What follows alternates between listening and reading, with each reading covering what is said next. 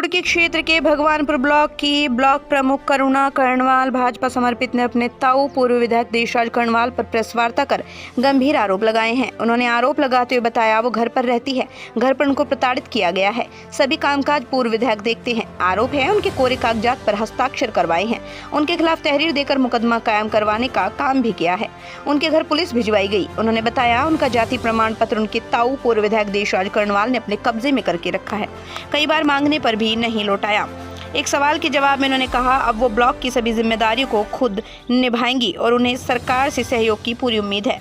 वहीं ब्लॉक प्रमुख करुणा कर्णवाल की मां सुमन कर्णवाल ने कहा देशराज कर्णवाल ने उनकी बेटी को नाम का प्रमुख बनाया, ब्लॉक प्रमुख बनाकर बेटी से झाड़ू पोछा लगवाया, नौकरानियों की तरह से काम करवाया। वहीं इस मामले में पूर्व विधायक देशराज कर्णवाल से संपर्क किया गया तो उन्होंने कहा वो कहीं बाहर हैं। इस मामले में उन्होंने फोन पर बताया कि भगवानपुर से कांग्रेस विधायक ममता राकेश और भाजपा नेता सुबोध राकेश ने मिलकर उनके साथ ये खेल खेला है। क्या बताऊं, मैंने तो ये सोचा था कि देखो, मुझे लगता था कि अपने जो होते हैं वो अपनों के साथ कभी गलत नहीं करेंगे। मुझे तो ये था कि मेरा सब कुछ काम वही देख रहे थे विधायक जी, कि कभी मेरे साथ कुछ गलत नहीं होगा। अब मैं सोच रही हूँ कि मैं खुद से अपना काम करूँगी और सभी बीडीसी मेंबरों को लेके सभी के काम होंगे, सारी जनता के जितने भी काम हैं मैं वो करूँगी।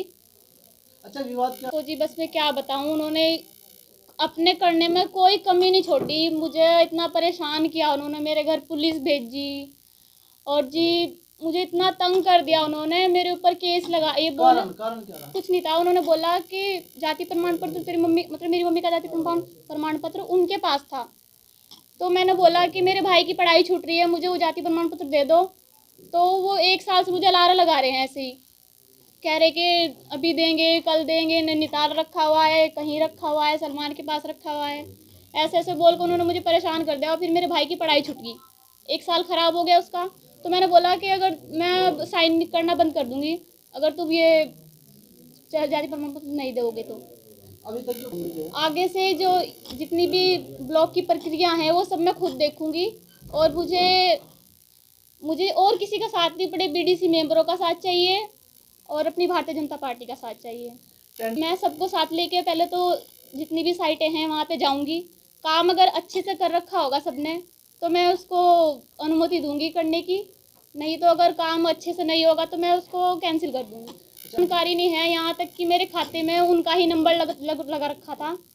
और मैं भी बल्कि ये भी जानना चाह रही हूँ कि इतना पैसा या फिर जो भी लेन देन हुआ है वो कैसे हुआ है मेरे, क्योंकि मुझे तो पता ही नहीं है उस बारे में।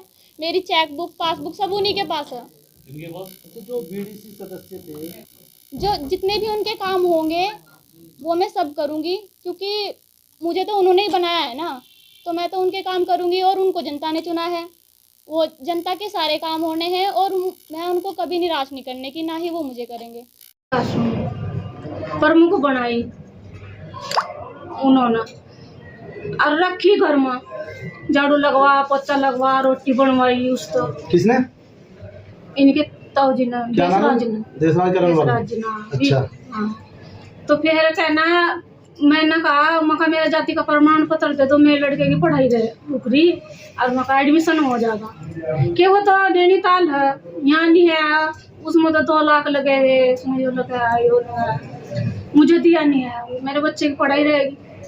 तो दस्तावेज अपने कब्जे में रखे करके? अपने उनके कब्जे में, मेरे को नहीं आएगी। अच्छा। मेरे को नहीं आएगी। तो कहना फिर इन लड़की ने कह दिया जी मेरे भाई के नहीं पढ़ने के कागज नहीं पढ़ने और एडमिशन नहीं हो रहा तो मैं साइन क्यों करूँ। इनने साइन करने का मना कर दी। फिर गलत इल्जाम लगाने लगा उस पर, ये गलत लड़की है, यो घर पुलिस भेज जाने लगा, मेरे ठेकेदारों को भेज जाने लगा, धमकी देना, अपनी तेरे मम्मी को मारूंगा, तेरे रिश्तेदारों को मारूंगा, तेरे परिवार को मारूंगा, तेरी माँ को मारूंगा, ये तू सहन नहीं करने की। रोज पुलिस गरी गई मेरे। फिर अब क्या?